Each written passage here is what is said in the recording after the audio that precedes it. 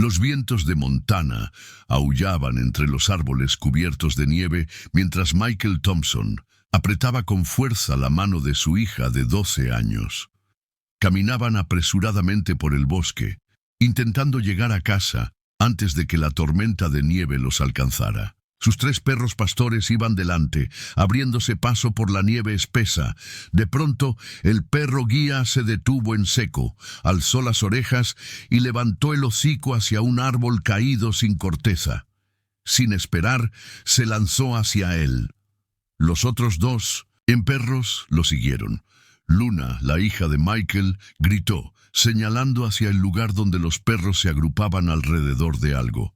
Michael se acercó rápidamente, su corazón latiendo con fuerza. Allí, bajo la nieve, el perro más grande estaba examinando a un pequeño lince. Era apenas un gatito, casi inmóvil, con su pelaje manchado de sangre. Respiraba débilmente, sus ojos azules nublados por el dolor. Michael se arrodilló, se quitó los guantes y colocó su mano cálida sobre el frágil animal. Miró alrededor y vio rastros de sangre que se internaban en el bosque. Todo indicaba que la madre del lince había sido víctima de cazadores furtivos. Cerca, una trampa ilegal, parcialmente cubierta de nieve, confirmaba sus sospechas. Aunque Michael era biólogo y sabía que interferir con la vida silvestre podía ser contraproducente, el gatito no tenía ninguna posibilidad de sobrevivir con la tormenta que se avecinaba y las temperaturas descendiendo bajo cero. Lo que más lo sorprendió fue que sus 3 perros no mostraron ninguna señal de agresividad. Por el contrario, el perro guía lamió suavemente la cabeza del lince, como si quisiera protegerlo. Cuando llegaron a casa, Rebecca, esposa de Michael y veterinaria, se mostró alarmada al ver al pequeño felino salvaje dentro de su hogar. Sin embargo, rápidamente pasó al modo profesional. Examinó al animal. Estaba hipotérmico y desnutrido. Lo estabilizó lo mejor que pudo y lo colocó en una caja forrada con mantas en la cocina, sin mucha esperanza de que sobreviviera la noche. Pero a la mañana siguiente ocurrió lo impensable. El lince no solo había sobrevivido, sino que estaba rodeado por los 3 perros, formando un círculo protector a su alrededor. El perro guía, el más grande, permanecía junto a él, usando su cuerpo para mantenerlo caliente. Luna decidió llamarlo Scout, porque tendría que aprender a sobrevivir en un mundo duro. La tormenta que los había obligado a refugiarse se convirtió en una de las más intensas en la historia de Montana. Las carreteras quedaron bloqueadas y las comunicaciones con el Departamento de Conservación de Vida Silvestre eran imposibles. Durante ese tiempo, Scout no solo sobrevivió, sino que comenzó a prosperar. 2 semanas después, empezó a mostrar comportamientos extraños. No se movía como un felino típico. Imitaba el andar seguro y poderoso de los perros pastores. Cuando el perro guía se sentaba a observar la sala, Scout se sentaba a su lado, imitando su postura con precisión. Michael comenzó a documentar estos comportamientos. Cada día, Scout adoptaba más conductas caninas. Venía cuando lo llamaban algo extremadamente raro en felinos salvajes. Jugaba con el perro más joven, aprendía a traer juguetes y hasta intentaba ladrar, produciendo un sonido extraño entre un gruñido y un silbido. 4 meses después, Scout se había transformado en un joven lince fuerte, saludable y con una mezcla singular de rasgos salvajes y domesticados. Se despertaba junto a los perros, comía con ellos y patrullaba los límites de la granja como uno más del grupo. Por las noches, dormía acurrucado entre sus 3 compañeros, como si realmente formara parte de la familia. Scout combinaba los instintos naturales de un lince, una aguda capacidad de escalada, oído fino y reflejos veloces, con el comportamiento y la lealtad de los perros. El resultado era una criatura única, parte gato, parte perro, parte salvaje, parte domesticada. Luna comenzó a grabar vídeos de Scout y los publicó en redes sociales. El lince que creía ser un perro se volvió rápidamente un fenómeno local. La gente empezó a visitar la granja, curiosa por conocer a esa extraña criatura de la que tanto habían oído hablar. Finalmente, cuando las carreteras se despejaron, el guardabosques Martínez llegó a la propiedad. Había recibido reportes de que se retenía ilegalmente a un lince. Al ver cómo Scout respondía a su nombre y se comportaba como un perro, quedó sorprendido. Sin embargo, recordó que la ley es clara. En Montana no se puede retener vida silvestre sin un permiso especial. Michael solicitó una licencia especial de conservación, mientras Scout seguía creciendo junto a sus hermanos caninos. Ahora más grande, con manchas más marcadas y una constitución fuerte, Scout seguía comportándose como una mezcla viva de dos especies. 2 meses después, llegó la respuesta. La solicitud fue denegada. El Departamento de Conservación exigió que Scout fuera entregado para su reintroducción en la naturaleza. Luna, devastada, publicó un emotivo vídeo explicando la historia de Scout. El mensaje se viralizó, alcanzando millones de vistas y atrayendo atención nacional. Bajo la presión pública, el departamento accedió a enviar un equipo de expertos para evaluar el caso antes de tomar una decisión definitiva. El director del departamento, un renombrado zoólogo, y el guardabosques Martínez pasaron un día entero observando a Scout. Querían ver cómo se movía, cómo interactuaba con los perros y con los humanos, y cómo respondía a las señales. Lo que vieron los dejó asombrados. El nivel de adaptación del joven lince era simplemente extraordinario. Este es un caso especial, admitió el director. Sin embargo, recordó que la ley no contempla excepciones. Scout seguía siendo, por definición, un animal salvaje. Su lugar, según la normativa, estaba en la naturaleza, no en un hogar humano. A pesar de ello, los zoólogos coincidieron en un punto. Scout estaba demasiado domesticado como para sobrevivir. En libertad sin supervisión.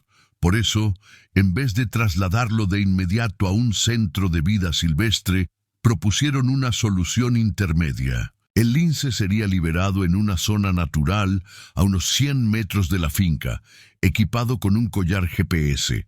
Si lograba adaptarse, sería libre. Si no, se considerarían otras opciones.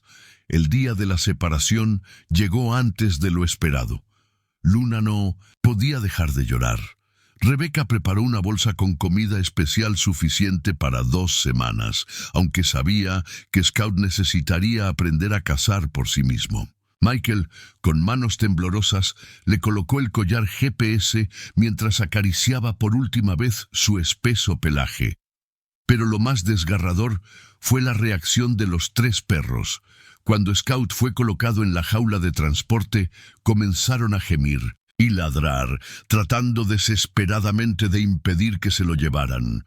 El perro guía incluso se interpuso frente al auto como una barrera viva y solo se movió cuando Michael le dio la orden. En el lugar de liberación, un valle verde con un arroyo cercano abrieron la puerta de la jaula. Scout salió con cautela, olfateando el nuevo aire. Miró al bosque, luego giró la cabeza hacia Michael y Luna. Por un momento, parecía que no se atrevería a marcharse. Entonces, un sonido entre los arbustos activó su instinto salvaje, y en 1900, un parpadeo, Scout corrió hacia el sonido con la agilidad de un verdadero depredador, desapareciendo entre los árboles. Luna sollozó en los brazos de sus padres. De regreso a casa, la pantalla del rastreador GPS parpadeaba, mostrando a Scout internándose más y más en el bosque. «Todo estará bien», susurró Michael, como tratando de convencerse a sí mismo. «Es allí donde pertenece. Pero al llegar a la finca, los 3 perros se negaron a entrar en la casa. Se sentaron en el porche mirando fijamente hacia las colinas donde Scout había desaparecido. Pasó una semana desde su liberación. Luna revisaba los datos del GPS casi cada hora, analizando cada movimiento del joven lince. Al principio parecía estar adaptándose, moviéndose con cautela por el nuevo territorio en busca de refugio y agua. Mientras tanto, los perros cayeron en una profunda tristeza.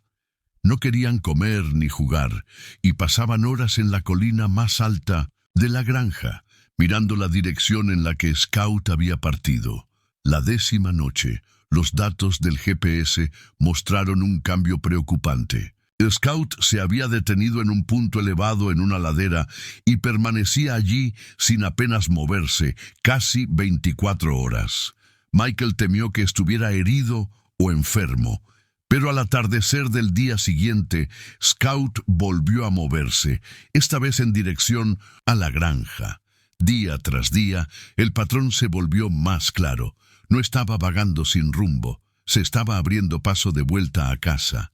Su progreso era lento y lleno de pausas, pero después de cada descanso, retomaba el mismo rumbo.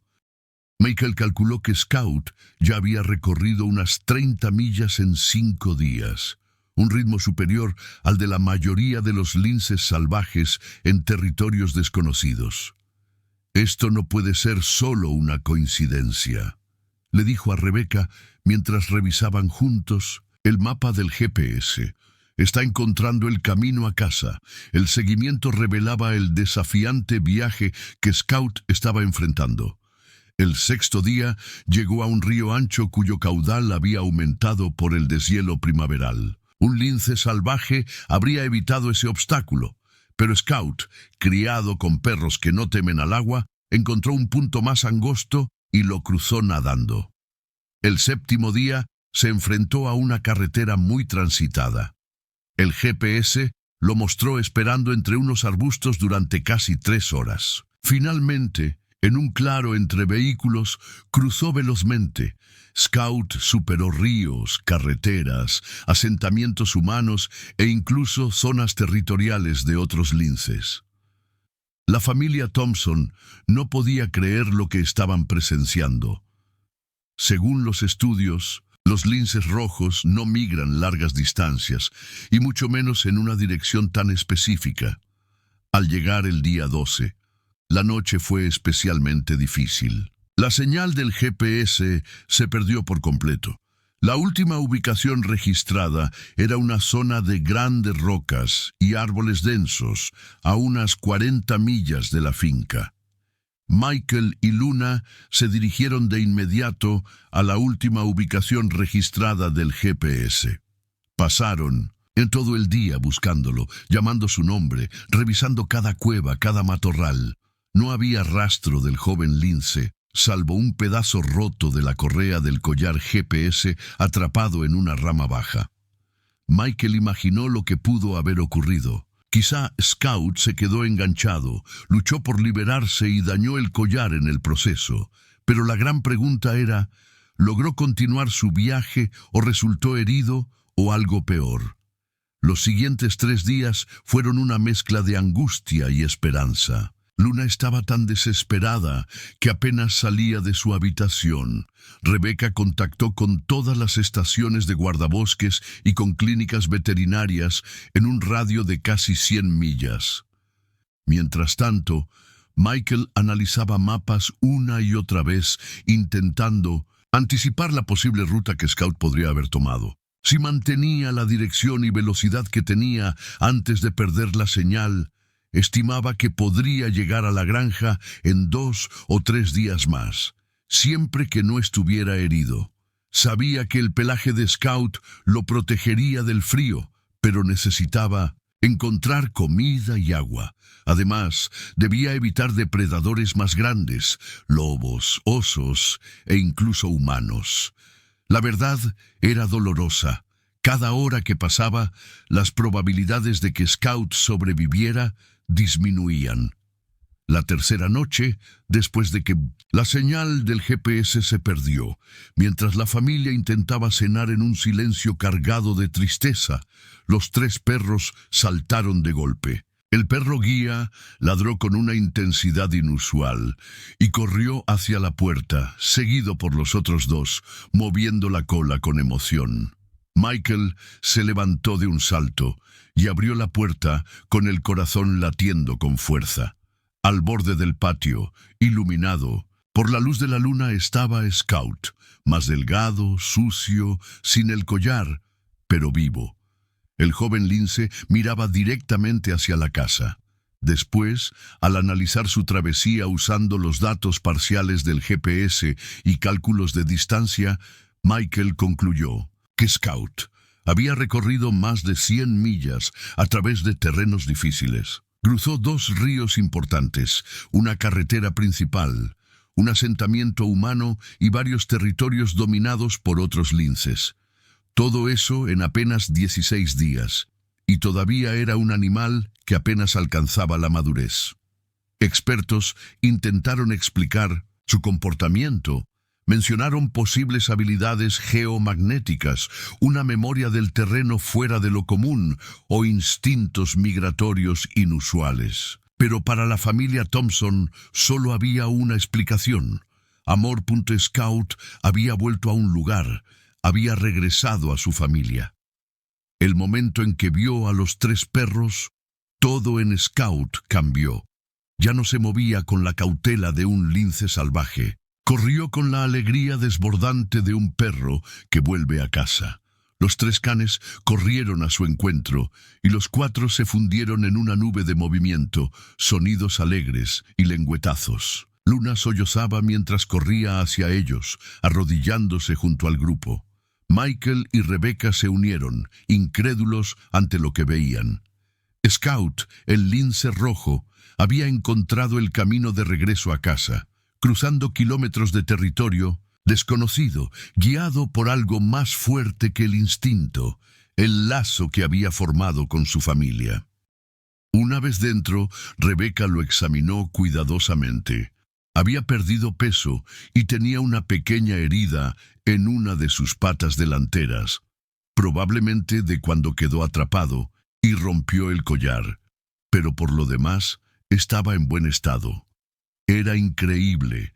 La mañana siguiente, Michael llamó al guardabosques Martínez, que llegó temprano. Al ver a Scout acurrucado entre los 3 perros como si nunca se hubiera ido, murmuró con asombro: «Esto no debería estar pasando. Los linces no hacen esto. No recorren distancias tan largas para regresar a un lugar y mucho menos buscan la compañía de otra especie».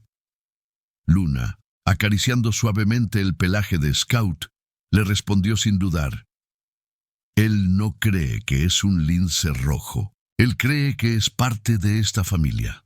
La familia Martínez miró con preocupación a Michael y Rebecca. El guardabosques les dijo en voz baja: «Tengo que reportar esto. Lo saben, ¿verdad? Intenten llevárselo otra vez, y esta vez más lejos». Pero al mirar a Scout, a esos ojos amarillos, intensos, pero llenos de un apego innegable, Martínez suspiró. «Voy a proponer otra opción. No prometo nada, pero nunca hemos visto un caso como este». 2 semanas después, el propio director del Departamento de Conservación de la Vida Silvestre regresó a la granja Thompson. Quería ver a Scout con sus propios ojos en su entorno. Lo observó correr detrás del perro más joven, patrullar los límites del terreno junto al perro líder y, más tarde, dormir acurrucado entre los 3.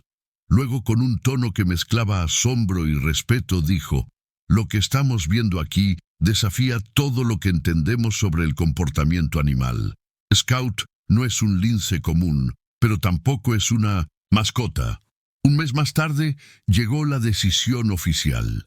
Por primera vez en la historia del departamento, se otorgó un tipo de permiso especial. Scout podría quedarse con la familia Thompson, siempre y cuando formara parte de un estudio a largo plazo sobre comportamiento animal y vínculos interespecie.